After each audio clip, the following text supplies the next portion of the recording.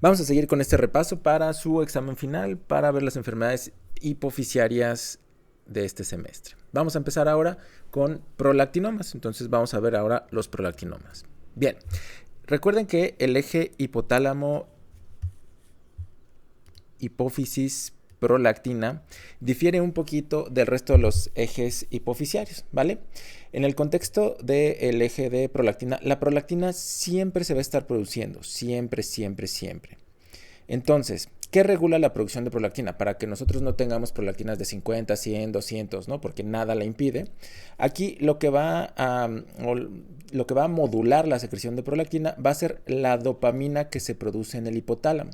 Entonces, la dopamina va a ser el inhibidor, vamos a llamarle el inhibidor natural de la producción de prolactina, de tal manera que la dopamina va a mantener los niveles de prolactina en rangos normales. Recuerden, mujeres van de 15 a 25 y en hombres van de 10 a 20, ¿de acuerdo?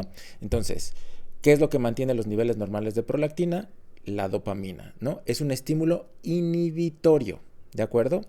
La prolactina, ¿para qué nos va a servir? Obviamente ya lo conocemos, para la producción de leche en las mujeres embarazadas. Ahora, la prolactina va a tener un estímulo positivo por parte de la hormona liberadora de tirotropina o hormona liberadora de hormona estimulante de tiroides, la TRH. La TRH es la única hormona que va a provocar un estímulo directo en la producción de prolactina, ¿de acuerdo? Entonces, para que quede bien, bien claro, la prolactina tiene producción continua por la hipófisis. Sin embargo, va a estar detenida o modulada por la acción inhibitoria de la dopamina. La dopamina inhibe a la prolactina o la síntesis de prolactina a través de los receptores D2, ¿vale? Pero también hay que recordar que la TRH sí nos va a dar un estímulo positivo en la secreción de prolactina, ¿vale? Bien, ahora, ¿qué son los prolactinomas? Los prolactinomas, hay que recordarlo, son los tumores hipofisiarios más comunes. Número 1, recuérdenlo, por encima de los tumores no funcionales. Tienen una prevalencia de 500 casos por millón de habitantes, o sea, realmente son raros. Usualmente son benignos, recuerden que el cáncer de hipófisis es muy, muy, muy raro. Y los microadenomas, recuerden, micro, menos de 1 centímetro, macro, más de 1 centímetro. Los microadenomas van a ser más comunes en mujeres y los macroadenomas van a ser más comunes en hombres. Ahorita vamos a ver por qué. Bien, hay que recordar que los niveles de prolactina van a ser o van a correlacionar al tamaño tumoral. ¿Qué quiere decir esto? Que a mayor diámetro del tumor, mayor niveles de prolactina, ¿vale? Esto es súper importante para el diagnóstico, ¿vale? De tal manera que siempre que haya niveles de prolactina por encima de 100, tengo que sospechar que es un prolactinoma. Y si los niveles están por encima de 250, en automático tengo que sospechar que es un macro. Recuerden, macro es mayor a 1 centímetro en su diámetro mayor, ¿vale? Los prolactinomas también pueden ocurrir como parte del complejo de neoplasia endocrina múltiple. Estas enfermedades con patrón de herencia autosómico dominantes por una alteración genética en el gen de la menina, que lo que van a causar es que haya tumores en diferentes glándulas. En el caso del MEN1 va a haber tumores en las glándulas que comprenden lo que conocemos como las 3 P's, para que les quede un poquito más fácil: pituitaria, páncreas y paratiroides, ¿vale? Las 3 P's. Bien, vámonos al cuadro clínico. Entonces, el cuadro clínico va a depender. ¿De qué depende? Del género del paciente.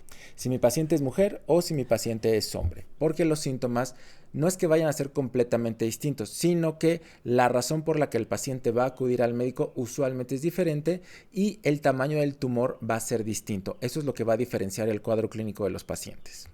Muy bien, vamos a empezar con las mujeres. Las mujeres, la razón por la que se van a presentar a consulta es porque el exceso de prolactina va a provocar un hipogonadismo hipogonadotrópico, ¿vale? Recuerden, el eje hipotálamo hipófisis, en este caso sería ovario. El hipotálamo produce GnRH, la hipófisis produce LH y FSH, que van a regular el ciclo menstrual y esto va a producir estrógenos. ¿De acuerdo? Entonces, el exceso de prolactina, la prolactina es como una chismosa que se mete siempre por aquí. Y cuando hay niveles muy altos de prolactina, van a inhibir los pulsos de GnRH, ¿de acuerdo? Entonces, al inhibir los pulsos de GnRH, no va a haber GnRH, no va a haber FSH ni LH, y entonces no va a haber ciclo menstrual, no va a haber estrógenos. Entonces, las pacientes con hiperprolactinemia, usualmente por un prolactinoma, se van a presentar por amenorrea. ¿Esto por qué? Por un defecto en la secreción o por una supresión en los pulsos de GnRH por la prolactina. Recuerda, la GnRH estimula la LH y FSH. Punto importante, ¿vale? También se van a presentar como protocolo de infertilidad, o sea, cuando una paciente no puede tener un hijo, en las definiciones actuales, 6 meses de intentarlo, que no puede tenerlo, entonces se va a presentar a consulta y es común que la causa de la infertilidad sea un prolactinoma, ¿vale? También se van a presentar por galactorrea, o sea, la secreción de leche por los pechos, y síntomas secundarios al efecto de masa, del cual o de los cuales sabemos que el más común es la cefalea. Entonces, para cuestiones del examen, también de la vida, pero sobre todo del examen, si una paciente en edad reproductiva, llega con la tríada de amenorrea, galactorrea y cefalea, esto es igual a un prolactinoma hasta no demostrar lo contrario. Nuevamente, mujer en edad reproductiva que llegue a la consulta por amenorrea, galactorrea y cefalea es igual a prolactinoma hasta no demostrar lo contrario. Recuerden, esto es para el examen, poquito para la vida, pero sobre todo para el examen. Bien, en hombres, ahora, los hombres, ¿por qué llegan a consulta? En hombres, obviamente, la prolactina también va a suprimir los pulsos de GnRH, entonces va a suprimir a la GnRH también. Sin embargo, los hombres no van a acudir por este hipogonadismo hipogonadotrófico. ¿Por qué? Porque los síntomas no van a ser tan específicos. Va a haber un poquito, no un muchito, de disminución de la libido. Puede haber infertilidad por menor número y menor calidad espermática. Sin embargo, esta no va a ser la razón por la que los pacientes se van a presentar a consulta. En la cultura mexicana también es poco común que los hombres se presenten a consulta por este tipo de síntomas de disfunción eréctil, de algunas otras cosas, como que no es algo todavía tan abierto como para ir al médico, ¿de acuerdo? Las mujeres, en cuanto dejen de menstruar o en cuanto tengan un poquito de galactorrea, en automático van a ir a su ginecólogo. Entonces, los hombres dejan pasar un poquito más de tiempo, ¿vale? Es raro, pero los hombres también pueden tener ginecomastia y todavía más raro, pero también puede haber galactorrea, ¿vale? La razón, esto es aquí para poner el asterisco, la razón por la que los pacientes hombres acuden a revisión por este tipo de tumores va a ser por los efectos de masa, ¿de acuerdo? Entonces, las características o la proporción de pacientes que se van a presentar por datos de efecto de masa va a ser mayor en hombres que en mujeres, ¿de acuerdo? De hecho, va a ser lo común. Entonces, lo común es que los hombres lleguen por datos de efecto de masa, hemianopsia bitemporal, a lo mejor el tumor tiene un sangrado, ya había invadido el seno esfenoidal, va a llegar por epistaxis, a lo mejor va a llegar por compresión de algún par craneal, pero en el interrogatorio, ahora sí que cuando nos vamos hacia atrás en el tiempo, el paciente nos va a referir que ya ha tenido o que ya había tenido síntomas, disminución de la libido, disfunción eréctil, a lo mejor había disminuido un poquito el grosor del vello, como algunas otras características, ¿vale? Entonces, mujeres, triada de cefalea, amenorrea, galactorrea, hombres, efectos de masa, ¿vale? Cefalea, hemianopsia bitemporal, epistaxis, etc.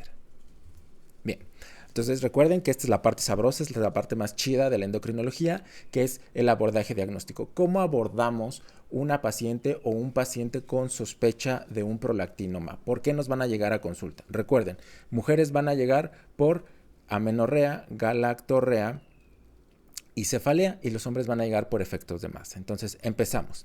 El paso número 1, vamos a hablar en específico de las mujeres porque es lo común y es lo que les van a preguntar en el examen.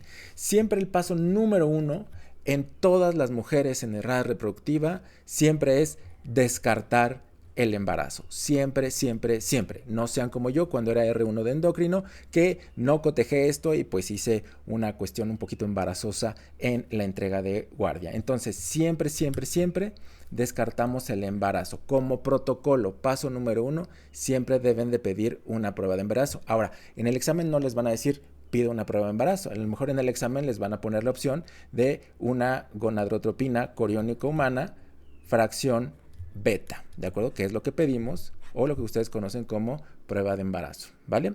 Gonadotropina coriónica humana, fracción beta. Entonces, siempre, siempre, siempre, no porque esté traumado, sí un poco, pero siempre, siempre, siempre, paso número 1, descartar el embarazo. Paso número 2, descartar causas secundarias, fisiológicas o patológicas, de un exceso de prolactina, ¿vale? Entonces, sabemos que la prolactina se depura por el riñón. Entonces, si mi paciente tiene enfermedad renal crónica, sobre todo si depura menos de 30 o ya está en diálisis, claramente van a subir los niveles de prolactina, ¿vale? Entonces, si mi paciente tiene falla renal, los niveles de prolactina no son valorables a menos que estén demasiado elevados. La prolactina también se metaboliza o tiene metabolismo hepático. Entonces, si mi paciente tiene cirrosis, pues claramente va a tener hiperprolactinemia. Entonces, si mi paciente, me ponen en el examen un paciente con cirrosis que tiene hiperprolactinemia, bueno, no es tumoral, ¿vale? O muy probablemente no sea tumoral, ¿vale? Si tienen hipotiroidismo primario, ¿por qué? Porque recuerden que en el hipotiroidismo primario se refiere a la glándula efectora. Esta es la tiroides, aunque no parece, y este es el hipotálamo, ¿vale? Entonces recuerden, cuando no sirve la tiroides, pues no hay T4 ni hay T3. Y si no hay T4 ni T3, entonces no hay retroalimentación negativa que disminuya los niveles de TRH ni de TSH. Entonces, si no hay TSH, suben muchos los niveles de TRH, ¿vale? No, si hay TSH, simplemente también están elevados. Aquí me cuadra bien, ¿vale? Entonces, sube mucho la TRH y recuerden que la TRH va a estimular directamente la producción de prolactina. Entonces, por eso los pacientes o las pacientes con hipotiroidismo primario van a tener hiperprolactinemia. De hecho, el estímulo de TRH puede provocar una hiperplasia del lactotropo, o sea, de las células que producen prolactina, lo que puede provocar un crecimiento que nos haga confundirnos, o una hiperplasia hipofisiaria que nos haga confundirnos con un tumor hipofisiario, ¿vale? Entonces, siempre, siempre, siempre, en todas las pacientes con un aumento de prolactina, tenemos que pedir un perfil tiroideo, porque en una de esas lo que tiene mi paciente es hipotiroidismo primario. Bien, estimulación de la pared torácica. Si mi paciente tuvo una quemadura, si mi paciente tuvo un accidente, si mi paciente tiene compresión, entonces esta estimulación puede provocar un aumento en los niveles de prolactina, ¿vale? Cosecreción tumoral. A veces los pacientes o los tumores que secretan una hormona pueden producir otra. En este caso, el más común es lo que se conoce como el mamosomatotropinoma, que básicamente es un tumor que produce hormona de crecimiento y nos va a resultar en acromegalia, pero a la vez también produce prolactina, ¿no? Produce los dos al mismo tiempo. Entonces, cuando un tumor produce dos hormonas, también puede haber hiperprolactinemia, ¿vale? Y los tumores paracelares. ¿Esto por qué? Porque van a comprimir el tallo hipofisiario. Al comprimir el tallo hipofisiario no van a dejar que pase la dopamina, y si la dopamina no llega a la hipófisis, pues no hay inhibición de la prolactina. Por último están las causas inflamatorias, ¿vale? Entonces, esto es bien importante. Lo primero, hay que recordarlo, no es por el trauma, pero siempre, siempre, siempre descartar el embarazo. Paso número 2 es descartar causas secundarias, ¿vale? Como número 1, en este caso, tenemos que descartar hipotiroidismo primario, entonces tenemos que pedir en todos perfil tiroideo y tenemos que pedir estudios generales para ver que mi paciente ni tenga enfermedad renal ni tenga cirrosis. Ahora, vamos al paso número 3. Entonces, número 1, descartamos embarazo. Número 2, descartamos causas secundarias. Ahora, número 3, ¿vale?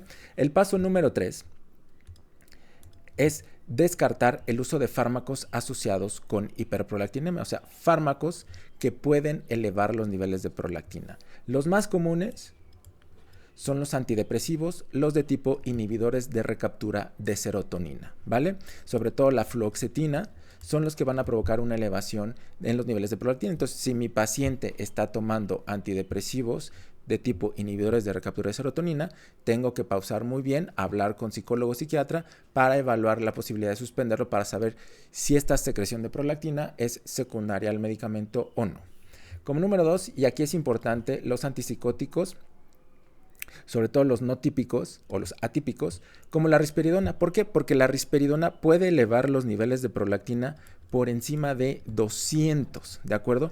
Lo que nos puede semejar o nos puede confundir como si fuera un macroprolactinoma. Entonces, y no lo tiene. Lo que pasa es que está tomando risperidona. Aquí igual, hablando con el psiquiatra, lo que tenemos que evaluar es qué tan adecuado es, necesario, si se puede cambiar, etcétera. Qué tanto conviene que la paciente esté con esos niveles de prolactina, porque va a tener hipogonadismo hipogonadotrófico, con los efectos adversos que esto va a conllevar en hueso y en calidad emocional, estilo de vida. Entonces, siempre tenemos que valorar esto con el psiquiatra. Como número 3, los bloqueadores de dopamina, metoclopramida, muy utilizado en México, desafortunadamente todavía para el tratamiento de la náusea, gastroenteritis aguda, y esto es un poquito más en Estados Unidos, los opiáceos como tratamiento, que desafortunadamente allá lo utilizan como tratamiento a veces hasta de primera línea para el dolor, y esto saber que puede causar elevación de prolactina, puede causar otras cosas muy complejas, pero bueno, en el caso de la clase, solo elevación de prolactina, ¿vale? Ahora, ¿cuándo vamos a sospechar que el paciente se está tomando un medicamento que le está causando la hiperprolactinemia y que básicamente no es un tumor? Lo sospechamos cuando tiene mi paciente una elevación de prolactina, pero no tiene síntomas. Y los síntomas obviamente no son derivados del efecto de masa. Entonces, no tiene cefalea, no tiene alteraciones de pares craneales, no tiene mianopsia, no tiene extensión, nada. Entonces, ahí yo dudo mucho que mi paciente tenga un prolactinoma. Entonces, ahí lo tengo que, ahora sí que sacudir a mi paciente para que me diga la verdad. A lo mejor echarle un poquito de agua fría para que no me mienta y que veamos que mi paciente no tiene o no está tomando un fármaco que está provocando la elevación de prolactina. ¿Vale? Entonces, recuérdenlo. Paso número 1, descartamos el embarazo con gonadotropina coriónica humana. Paso número 2, descartamos causas secundarias, enfermedad renal crónica, cirrosis, ¿vale? Hipotiroidismo primario, no se les olvide. Paso número 3, descartamos el uso de fármacos asociados con hiperprolactinemia. El que más nos preocuparía por la elevación tan importante sería la risperidona. Bien. Paso número 4, no es 3, es 4. El paso número 4 aquí sería evaluar ya los niveles de prolactina, ¿vale? Entonces, vamos a solicitar la prolactina sérica y dependiendo de los niveles vamos a evaluar qué tan probable es que sea un tumor o no. Recuerden que para que la probabilidad sea muy alta de que es un tumor, los niveles deben de estar arriba de 100, ¿vale? Entre 50 y 200, 50 a 100, dependiendo de la serie que lean, vamos a sospechar de un microprolactinoma. Esto es que mide menos de 1 centímetro, ¿vale? Arriba de 200, 250, nuevamente dependiendo de la serie que leamos, vamos a sospechar de un macroprolactinoma. Recuerden, macro es más de 1 centímetro, ¿vale? Finalmente, niveles de 4000, y esto nace por gusto propio, son indicativos de un prolactinoma gigante. Entonces, un prolactinoma gigante se define como un prolactinoma que mide más de 4 centímetros, mayor o igual, y más bien que tiene niveles de prolactina por encima de 4000, ¿vale? Bien. Finalmente tenemos que pedir todas las hormonas hipofisiarias, todas, hormonas de crecimiento, TSH, LH, FSH, tenemos que pedir todas, ¿para qué? Para saber si mi paciente no desarrolló un hipopituitarismo. Recuerden, este puede ser parcial o completo. Muy bien. Paso número 5. Entonces ya sabemos que mi paciente tiene un tumor hipofisiario, o sea que tiene un prolactinoma, o sea ya descartamos todas las causas secundarias, los niveles de prolactina están arriba de 100, seguramente tiene un tumor, entonces lo que sigue es pedir la imagen, ¿vale? ¿Qué imagen es? Recuerden, resonancia magnética específica de hipófisis, ¿vale? Con gadolinio, siempre con gadolinio, no quiero que los madruguen en el examen, siempre con gadolinio, ¿de acuerdo? Esta resonancia nos va a ayudar a determinar el tamaño tumoral, va a descartar otras lesiones y nos va a decir si el tumor tiene extensión o tiene contacto con el quiasma óptico. Vean cómo en esta secuencia, o más bien en este corte coronal, vemos cómo el prolactinoma claramente tiene extensión paracelar, o sea, hacia los lados, y tiene extensión supracelar. ¿Vale? Entonces se extiende para todos lados. Aquí lo vemos igual en el sagital, vemos cómo tiene extensión supracelar y no tiene extensión infracelar, o sea, se preserva el seno esfenoidal. Muy bien, ahora, ya sabemos que mi paciente tiene un prolactinoma, ¿vale? Vimos los pasos, descartamos embarazo, causas secundarias, descartamos que utilizara fármacos, tiene niveles de prolactina arriba de 100, le hicimos la resonancia y ahí tiene el tumorzote, entonces tenemos que darle tratamiento. Ahora, ¿cuáles son las indicaciones del tratamiento? ¿Vale? Básicamente es que o sea un macroprolactinoma, o sea, que mida más de 1 centímetro, o que produzca algún síntoma. ¿Vale? Entonces, ¿cuáles son las indicaciones de tratamiento? Si el tumor mide más de 1 centímetro o si produce algún síntoma asociado con el exceso de prolactina, ¿vale? Que puede ser infertilidad, galactorrea, deficiencia de testosterona en hombres, oligomenorrea y acné e hirsutismo. Entonces, si mide más de 1 centímetro, le toca tratamiento. Pero, si mide menos de 1 centímetro, pero se asocia a algún síntoma secundario al exceso de prolactina, también le toca tratamiento. Bien, recuerden que en hipófisis siempre va a haber las líneas de tratamiento. A mí me gusta dibujarlo como una escalerita.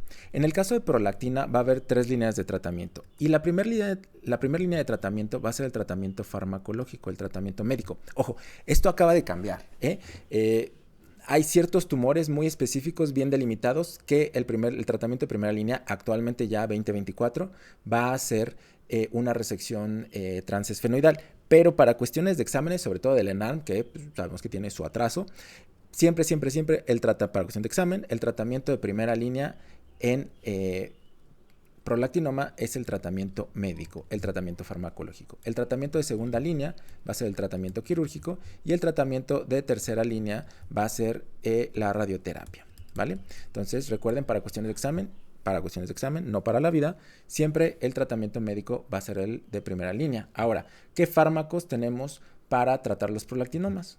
Son los agonistas dopaminérgicos. Recuerden que la dopamina es el inhibidor natural de la producción de prolactina e inhibe o va a actuar a través de los receptores D2 inhibiendo a la adenilato ciclasa. Esto va a provocar que haya una menor producción de prolactina y haya una disminución del tamaño tumoral, ¿vale? Actualmente es el tratamiento de primera línea para el examen, recuerden, para el examen. En México solo tenemos cabergolina, ¿vale? Ya no tenemos bromocriptina y quinagolide solo se usa en Europa, tampoco tenemos aquí en México, entonces no lo utilizamos, ¿vale? ¿Por qué no importa tanto? Bueno, porque la cabergolina es el que tiene mayor efectividad. La efectividad del quinagolide, si no mal recuerdo, está más o menos como en el 69%. Entonces, no importa porque la cabergolina va a ser el mejor de estos, ¿vale? ¿Cuáles son las metas de tratamiento? Bueno, las metas de tratamiento es que haya una disminución del tumor al menos el 50% del diámetro tumoral. Eso es, o mayor o igual, como lo quieran ver así. Eso es lo que buscamos. 1, que disminuya el tumor al menos el 50%, ¿vale? 2, mejoría de los campos visuales. Recuerden siempre la alteración en campimetría es la hemianopsia bitemporal. Bien. Ahora sí, ¿cómo vamos a dosificar la cabergolina? La cabergolina, la dosis va desde 0.25 hasta 3 miligramos a la semana. Ustedes van a ver las recetas de los endocrinos, cómo les dejan la cabergolina, cierto número de pastillas, 1 o 2 veces a la semana. Empezamos siempre con la dosis más chiquita, porque recuerden que la cabergolina puede provocar un poquito de fibrosis, vasoespasmo y disminución del tamaño tumoral, y esto puede provocar necrosis y puede provocar hemorragia, lo que conocemos como apoplejía hipofisiaria, ¿vale? Que es la urgencia quirúrgica que básicamente no queremos en el paciente. Entonces, por eso vamos a empezar con la dosis más baja y vamos a ir subiendo la dosis de manera paulatina, semanal o quincenal, hasta llegar a la dosis adecuada en donde los niveles de prolactina estén normales. Entonces, la otra meta es que la prolactina esté en rangos normales. ¿Cuáles son los efectos secundarios de la prolactina? Bueno, los más comunes o los que más les pueden preguntar en los exámenes, la hipotensión y náuseas son los que más comúnmente preguntan. Puede haber también vasoespasmo, puede haber hipotensión y puede haber psicosis, puede haber alteraciones de la libido, puede haber alteraciones del enojo. Entonces, siempre es prudente platicar estas cosas con los pacientes una vez que iniciamos cabergolina, ¿vale? Hay cierta asociación con valvulopatías, antes con bromocriptina cuando se utilizaba a dosis muy altas, pero actualmente con cabergolina la única asociación es con insuficiencia tricuspidea asintomática, que no va a tener realmente relevancia clínica, entonces con calma en esta situación. Bien, ¿cuál es la duración de tratamiento? Aquí sí, hasta las guías nos dicen que pues la verdad es que pues como que no sabemos, ¿de acuerdo? Cada cuánto citamos al paciente, en un inicio cada 6 meses y posteriormente cada 12 a 24 meses, o sea, cada 1 a 2, a veces hasta 3 años, ¿vale? Recuerden que las metas es normalizar la prolactina, disminuir el 50% del tamaño tumoral. Obviamente lo ideal es que no se vea, o sea, que desaparezca el tumor y que no haya compresión de estructuras adyacentes, ¿vale? Eso es lo bueno. Ahora, ¿qué es lo malo? Que una vez que se suspende la prolactina, independientemente de que hayamos llegado a estas metas, es que el 30% de los pacientes van a tener una recurrencia en microprolactinomas, o sea, menor de 1 centímetro, y hasta el 36% de los pacientes, de hecho, acaba de salir un estudio donde hasta el 80% de los pacientes con macroprolactinomas van a tener una recurrencia. Entonces, está padre, la verdad es que no está muy bien definido cómo hacer el seguimiento y no sabemos todavía muy bien qué pacientes van a recurrir y qué pacientes se van a curar por completo. Bien, este es un ejemplo muy bonito de un reparto de caso publicado, como en el cual se ve un prolactinoma bastante grande. Vean cómo tiene una extensión infracelar importante, una extensión paracelar, y sí tiene cierta extensión supracelar, aunque se alcanza a ver que no tiene compresión. Bueno, sí tiene compresión del quiasma óptico, ¿vale? Vean cómo después de un año de tratamiento farmacológico con cabergolina, el tamaño del tumor disminuyó, ya se ve el tallo hipoficiario, está libre el quiasma óptico y hay una menor extensión paracelar, o sea, mejoró bastante el tumor. Mismo ejemplo con una campimetría visual. Mismo paciente después de un año de tratamiento que sí tenía la alteración clásica, recuerden la alteración clásica, hemianopsia bitemporal, ¿vale? Pérdida de los campos visuales externos. Y vean cómo después de un año de tratamiento tiene una mejoría muy importante, aunque no mejora al 100%, como ya lo habíamos platicado en clases pasadas. Sí hay una mejoría muy importante, ¿vale? Y de no ver absolutamente nada a ver un 70-80% me parece bastante apropiado. Recuerden que la cantidad pues sí, lo que el paciente puede mejorar la visión depende mucho del grado y el tiempo de compresión. Bien, como tratamiento de segunda línea está la cirugía. Recuerden, resección transesfenoidal de hipófisis, ¿vale? Entonces, primera línea en prolactinoma para el examen, para el ENARM, es el tratamiento médico. Segunda línea es el tratamiento quirúrgico y tercera línea la radioterapia. ¿Por qué tan repetitivo? Para que se les quede muy bien, ¿vale? Entonces, resección transesfenoidal de hipófisis es el tratamiento de segunda línea de los prolactinomas. ¿Cuáles son las indicaciones? Cuando fallamos a tratamiento farmacológico, o sea, no logramos las metas, no normalizamos prolactinomas, niveles de prolactina, no disminuyó el tamaño tumoral al menos el 50%, entonces tengo que ofertarle cirugía. Cuando hay intolerancia a fármacos, produce una hipotensión muy importante, cefalea muy importante, náusea con vómito, no lo tolera el paciente, bueno, entonces ahí tengo que evaluar la posibilidad de cirugía. Cuando hay contraindicación a fármacos, a lo mejor por alguna situación cardíaca o algunas otras alteraciones, o cuando produce una apoplejía hipoficiaria, recuerden, ya lo habíamos visto, entonces si produce una apoplejía hipoficiaria, pues claramente va a pasar a cirugía el paciente.